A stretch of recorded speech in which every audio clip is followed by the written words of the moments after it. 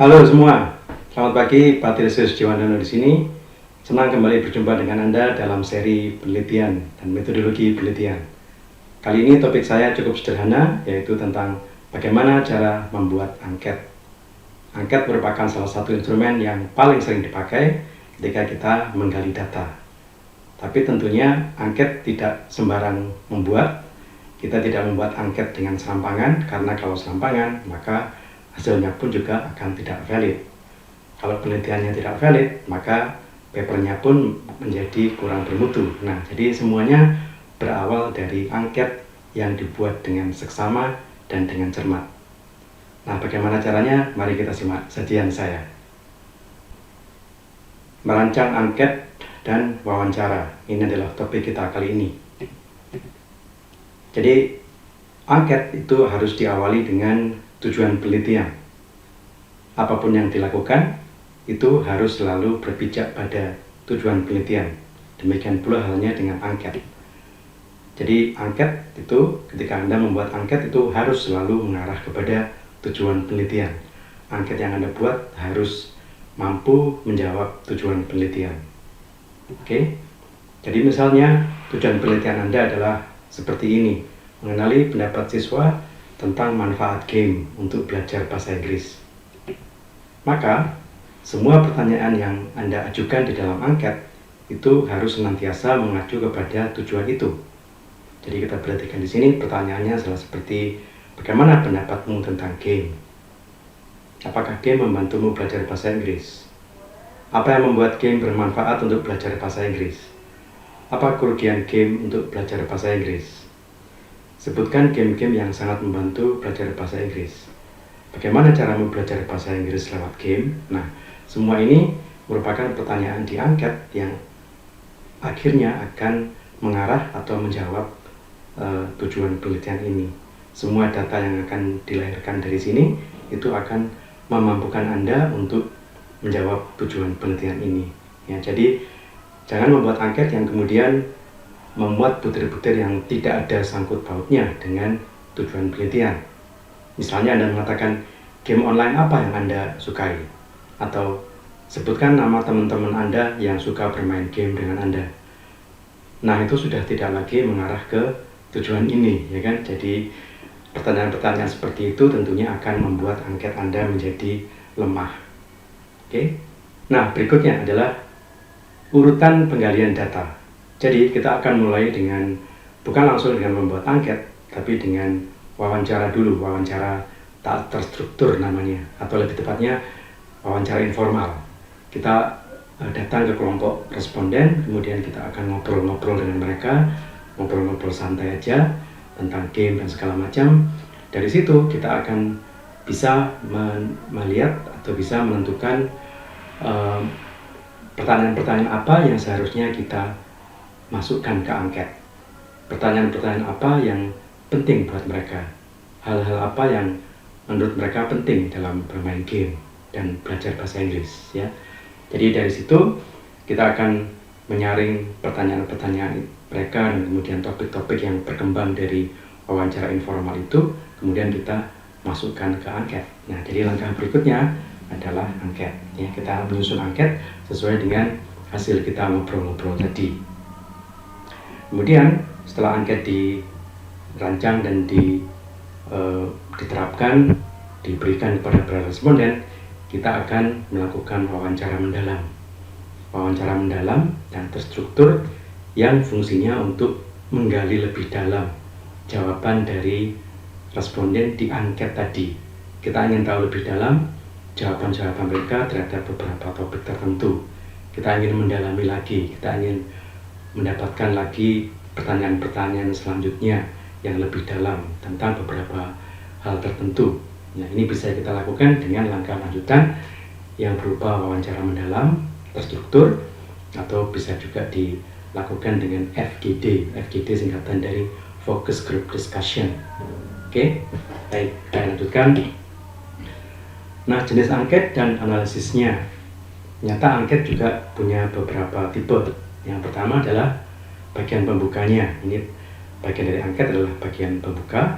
Itu berupa pengantar, tujuan yang Anda Katakan di situ angket ini bertujuan untuk menggali strategi belajar bahasa Inggris, atau ya katakan tujuan Anda di situ. Kemudian juga pernyataan kerahasiaan, jawaban Anda dijamin akan kami simpan hanya untuk tim peneliti sendiri, tidak dibuka kepada pihak lain, ya. Sehingga dengan demikian para responden Anda akan menjawab dengan jujur, ya. Kemudian juga petunjuk pengisian, berikan tanda silang pada abjad yang menurut Anda paling tepat, atau jawab dengan tulisan panjang misalnya, dan sebagainya, ya. Kemudian bagian demografis, di sini Anda menjaring data seperti usia, jenis kelamin, jurusan, kalau ini mahasiswa ya, jurusan atau prodinya di mana, dan sebagainya, ya.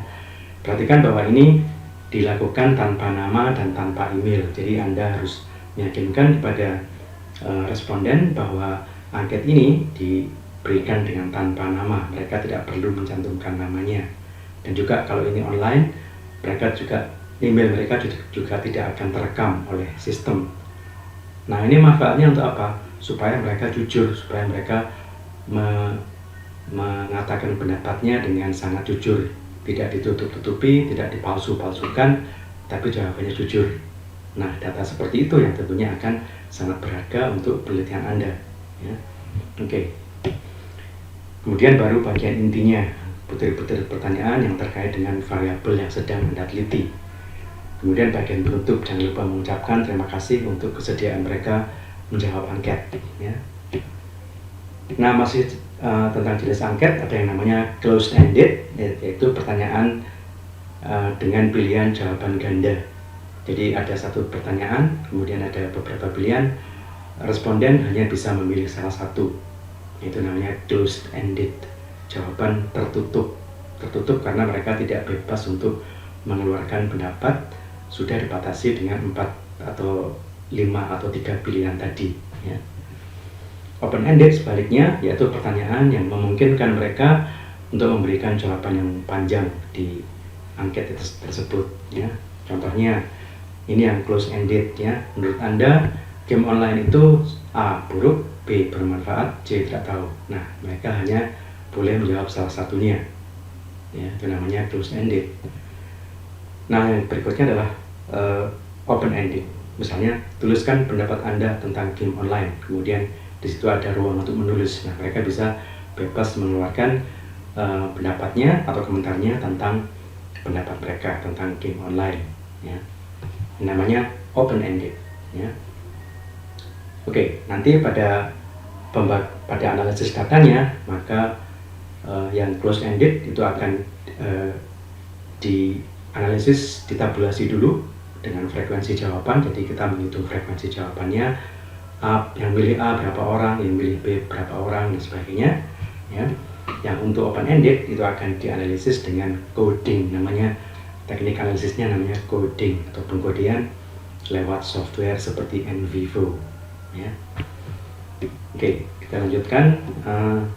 Masih tentang jenis angket, ada yang namanya Likert scale, ya. Likert scale ini khusus untuk menguji sikap dari para responden tentang sebuah isu, ya. Misalnya ada pernyataan, saya merasa game membantu saya belajar bahasa Inggris. Nah, kemudian diberikan kepada mereka skala 1 sangat tidak setuju sampai pada yang 5 sangat setuju. Mereka harus memilih salah satunya. Apakah mereka setuju atau tidak, atau netral terhadap pernyataan tadi yang bunyinya adalah saya merasa game membantu saya belajar bahasa Inggris. Ini namanya Likert scale. Ini juga merupakan salah satu jenis angket yang closed-ended, ya. Baik. Nah, mungkin ada yang bertanya, terus berapa jumlah pertanyaan yang pantas untuk sebuah angket? Jawabannya, semakin banyak sebenarnya semakin menjamin konsistensi. Konsistensi itu artinya kebenaran, mantapnya jawaban yang diberikan oleh responden, ya. Semakin banyak ditanya, semakin mantap Anda bahwa itulah memang jawaban dia, tidak akan berubah-ubah lagi. Tapi kalau pertanyaannya cuma satu, apakah Anda suka belajar bahasa Inggris lewat game, cuma itu saja, maka kemungkinan si responden tadi bisa menjawab mungkin agak serampangan, mungkin juga tidak jujur dan sebagainya, dan jawabannya cuma satu itu, pertanyaannya cuma satu itu, jadi tidak ada kemungkinan bagi Anda untuk memverifikasi atau menguatkan jawaban tadi dengan pertanyaan-pertanyaan berikutnya, karena jawabannya cuma satu.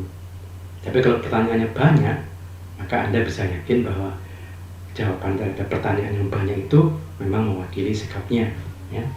Oke, misalnya nomor 1, pendapat Anda tentang belajar lewat game adalah, kemudian mereka diminta memilih. Kemudian pertanyaan senada akan dilontarkan lagi pada butir nomor 4. Menurut Anda belajar lewat game adalah, kemudian diberikan pilihan. Jadi di sini ada setidaknya 2 butir pertanyaan yang mengacu pada hal yang sama. Kenapa? Ya seperti tadi saya katakan, semakin banyak pertanyaannya, semakin terjamin konsistensi dari jawabannya. Semakin yakin Anda bahwa memang itulah pendapat si responden. Oke? Nah, kalau bikin angket juga jangan membuat yang terlalu banyak, karena kalau terlalu banyak, responden akan malas untuk mengisinya. Ya bayangkan Anda disodori angket yang jawabannya, yang pertanyaannya sampai 50-60. Bahwa Anda saat itu sedang berada di mall misalnya, disodori angket, pertanyaan sampai 50 butir, ya kan males kan? Anda kan pasti akan, apa-apaan sih ini, kan saya juga nggak punya keuntungan untuk ngisi angket ini, ya sudahlah, ngisinya ngawur aja. Nah itu resikonya, kalau responden sudah merasa malas, maka dia akan jawab dengan serampangan, pokoknya asal jawab, sehingga data yang ditelurkan juga tidak akan valid, ya. Jadi seberapa, ya Anda perkirakan kira-kira berapa jawab butir angket yang tidak terlalu banyak tapi juga cukup untuk membuat responden menguatkan atau memberikan pendapat yang sebenarnya. Oke. Nah, sebuah angket itu sebaiknya tidak dibuat kemudian langsung diterapkan begitu saja, tapi harus ada yang namanya prosedur untuk memastikan bahwa angket ini memang benar-benar sudah baik, sudah tepat, sudah valid, ya. Maka sebelum memberikan kepada responden, itu sebaiknya Anda memberikannya kepada beberapa pakar yang berkaitan dengan isu tadi, berkaitan dengan isu yang sedang Anda teliti. Kalau Anda sedang meneliti tentang strategi belajar lewat game online, ya tentunya pakar itu adalah pakar pendidikan, ya, atau pakar pembelajaran bahasa, ya, atau pakar edukasi lewat game misalnya, ya. Kepada mereka Anda berikan angket itu, kemudian Anda minta, Pak, Bu, tolong angket saya ini dilihat, dicermati apakah benar pertanyaan-pertanyaannya sudah mengarah kepada strategi belajar bahasa lewat game, dan mereka akan memberikan komentarnya sesuai dengan kepakarannya, ya. Langkah seperti ini disebut sebagai memberikan validitas isi atau content validity dalam bahasa Inggrisnya. Artinya apakah isi angket Anda itu memang benar-benar valid, memang benar-benar sesuai dengan tujuan yang memang Anda ingin capai dalam penggalian data. Itu namanya content validity, dan itu bisa dilakukan dengan menyajikan angket ke beberapa pakar terkait. Baik. Angket sebaiknya juga diuji cobakan atau bahasa Inggrisnya di try out-kan ke sekelompok responden untuk melihat apakah hasilnya sudah mengarah ke jawaban tujuan penelitian, atau apakah ada pertanyaan-pertanyaan yang kurang jelas. Ya, nanti si responden akan memberikan, ini maksudnya apa ya, kok saya merasa pertanyaan ini kurang jelas. Nah, di situ Anda bisa kemudian merevisi butir pertanyaan tadi, ya. Atau apakah tidak ada hal yang perlu ditambahkan, apakah angketnya sudah cukup panjang atau kurang panjang, ya. Dan apakah sudah secara keseluruhan apakah angketnya sudah valid. Jadi itu adalah tujuan dari try out tadi. Sebelum Anda memberikan angket itu kepada responden sesungguhnya, Anda harus menguji cobakannya ke beberapa responden untuk melihat hal-hal seperti tadi, ya. Nah, validitas itu bisa diukur dengan analisis di SPSS. Di video saya yang berikutnya atau yang lainnya ada uraian tentang bagaimana memastikan validitas angket melalui SPSS, ya. Kemudian reliabilitas juga bisa diukur dengan SPSS juga. Itu ada yang namanya Cronbach alpha. Itu adalah satu rumus di SPSS yang namanya Cronbach alpha, yang tujuannya untuk mengukur seberapa reliable, seberapa ajak butir-butir angket Anda itu sudah Anda buat, ya. Seberapa ajak butir-butir angket itu sudah menggali data, ya. Oke, jadi ini adalah uji coba untuk validitas dan reliabilitas, satu hal yang sangat penting untuk Anda lakukan, ya. Sebaiknya Anda lakukan, karena kalau tidak maka angket Anda itu sebenarnya lemah dari segi metodologis, lemah karena tidak pernah Anda uji cobakan, tidak pernah Anda lihat apakah sudah valid atau sudah reliable atau masih acak-adut di sana sini gitu ya. Jadi ini merupakan satu langkah penting di dalam pembuatan angket. Nah, sebaiknya angket juga dilengkapi dengan cara penggalian data yang lain. Jadi jangan hanya mengandalkan angket, ya. Jadi akan lebih baik jika itu dilengkapi dengan wawancara atau bahkan juga dengan pengamatan. Jadi data yang Anda ingin gali itu memang benar-benar terekam dengan baik, dengan utuh, dengan lengkap. Karena kalau cuma pakai angket saja, itu sebenarnya kurang mewakili kedalaman data yang sedang Anda gali. Masih ada bagian-bagian data yang belum Anda bisa gali karena memang angket cuma bisa menggali sekian persen saja, hanya sebagian saja. Nah, untuk melihat data yang lebih lengkap, lebih utuh, maka Anda harus melengkapinya dengan yang lain, wawancara dan atau pengamatan. Kiranya tips ini bermanfaat bagi Anda, silahkan diterapkan. Selamat meneliti dan sampai jumpa di episode mendatang.